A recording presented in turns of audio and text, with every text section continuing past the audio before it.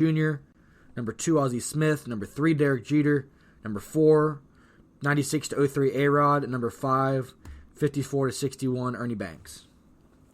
This would be my top 5 shortstops. Next year's Hall of Fame, it's slim pickings in the class. It is extremely slim pickings for the Hall of Fame next year. They don't have a surefire guy like Jeter. They don't have a guy that's been on the ballot forever. They do have a guy that's been on the ballot forever. They have a couple of them, actually, but I'm not sure those guys are going to get in. So you look, it's a very weak first-year crop. The guys first year that are most likely to get in, I don't think will.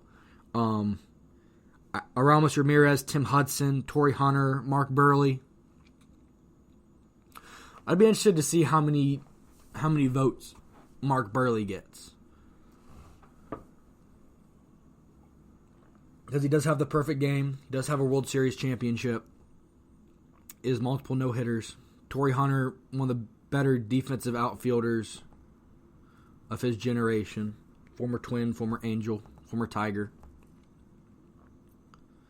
And then after those guys, it's a big drop-off. A.J. Burnett, Barry Zito, Dan Herron, Shane Victorino, Alex Rios, Dan Ugla, Cubs legend Kevin Gregg, Cubs legend Jason Marquise, Cubs legend LaTroy Hawkins, Reds legend Aaron Harang,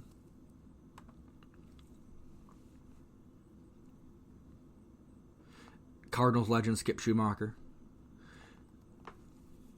I don't know how many of those guys stay on the ballot for the next year. I think Hudson, Burley, Hunter, and Aramis Ramirez will all be on the ballot for at least one more year. I think they're going to get enough votes to stay on.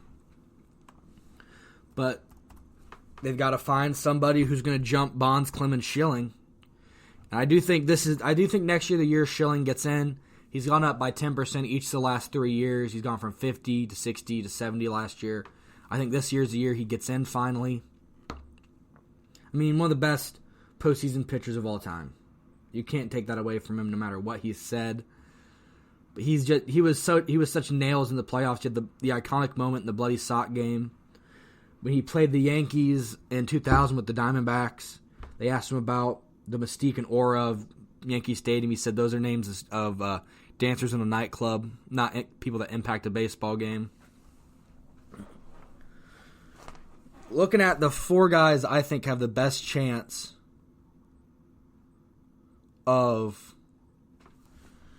stepping above Bonds, Clemens, Schilling. I'm not saying all these guys are going to get in, although I do think one of them should get in. It goes Omar Vizquel, who is one of the best fielding shortstop of all time, probably the second best of all time behind Ozzie Smith. Played 24 years, had 11 gold gloves, hit .272. He right now stands at 52.6% after last year. It's his 4th year on the ballot. So he's the top guy behind the big 3. The guy behind him is Scott Rowland, who I remember I've seen Scott Rowland play in person with the Reds. I went to a lot of Reds games because that's who my grandpa roots for. I don't consider Scott Rowland a Hall of Fame player, but when you look at the numbers, he's up there. He's won a World Series. He's won a Silver Slugger. He's an 8-time Gold Glove, 281 average, 316 home runs, has a 70.2 WAR. So if you look at the numbers, he's a Hall of Famer, but I just hear the name Scott Rowland, and Hall of Famer does not jump into my mind immediately. He sits at 35%, so he'd have to have a huge jump to jump those 3. The next guy is Todd Helton, who's on his 3rd year on the ballot. And this is a guy that I think should be in. I think Larry Walker getting in helps Scott Helton getting in a lot. And he's got all the Hall of Fame credentials. He hit .316 for average for his career. 369 home runs, has a 61.2 WAR. Won the batting title in 2000, 3-time Golden Glove, 4-time Silver Slugger, 5-time All-Star, the Todd Father. He was the starting quarterback above Peyton Manning in college at Tennessee. I mean, I think Todd Helton should be in the Hall of Fame. He's at 29% on his 30 on the ballot. I think he's going to be one of those guys, a la Larry Walker, a la Omar Vizquel, who makes a huge jump. I think he's going to get right into that 60 to 70% range. I don't know if he's going to get. I'm not sure if he's going to get in next year. I think he will eventually. Is one of the best hitting first baseman of his generation. And the reason why he only has 4 Silver Sluggers is because he had the misfortune of playing in the NL at the first baseman position at the same time as Albert Pujols did.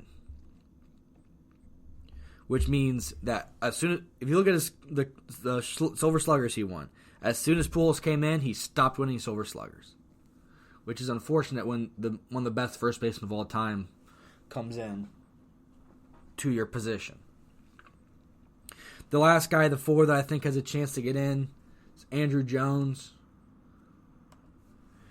He's considered maybe the best defensive center fielder of all time for his time with the Braves.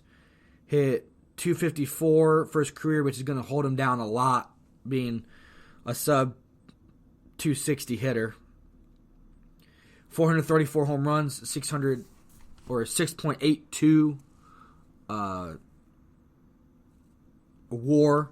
10-time Gold Glove, won a Silver Slugger in 2005. 5-time All-Star. But you look at Andrew Jones, you look at the best year of his career. You look at 2005, where he came out of nowhere, and there's some small steroid whispers around Andrew Jones for this year, in this 2-year stretch. Where in 2005 finishes second in MVP voting, wins a Gold Glove and a Silver Slugger. He hits .263 with 51 home runs, 128 RBIs. The next year, he wins a Gold Glove, 41 home runs, 129 RBIs.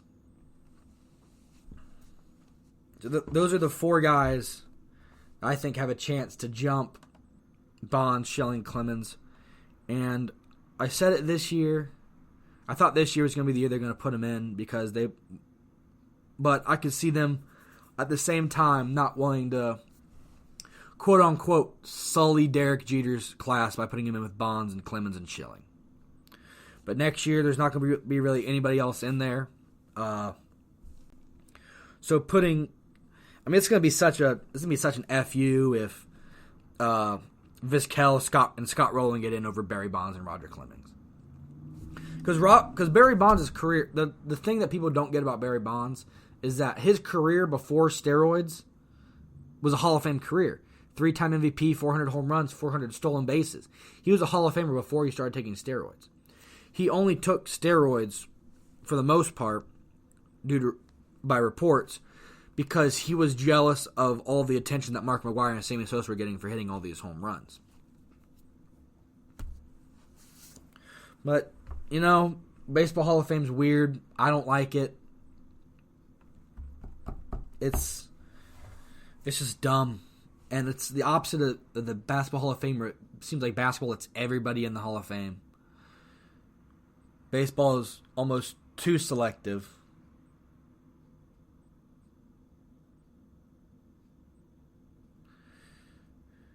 But yeah, so that's the podcast. That's my little rant about the Baseball Hall of Fame.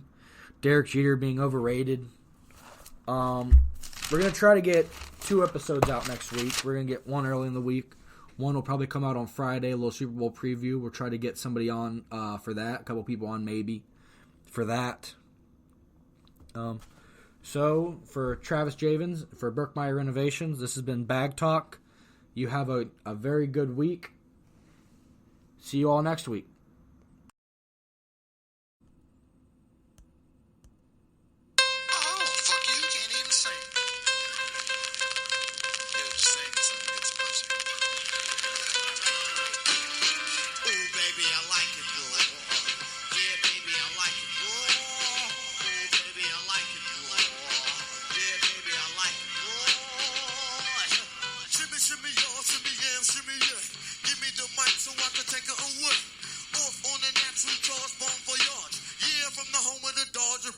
Wu-Tang Killer, beats on the swarm. Rain on your college ass disco. skill. You gotta go to one killer B, and he ain't gonna kill now. Chop that down, pass it all around. Lyrics get hard, quick cement to the ground. For an EMC in any 52 states, I get psycho. Killer Norman Bates, my producer slam. My flow was like bam, jump on stage, I think I did that. I like the way you talk. Oh baby, I like it.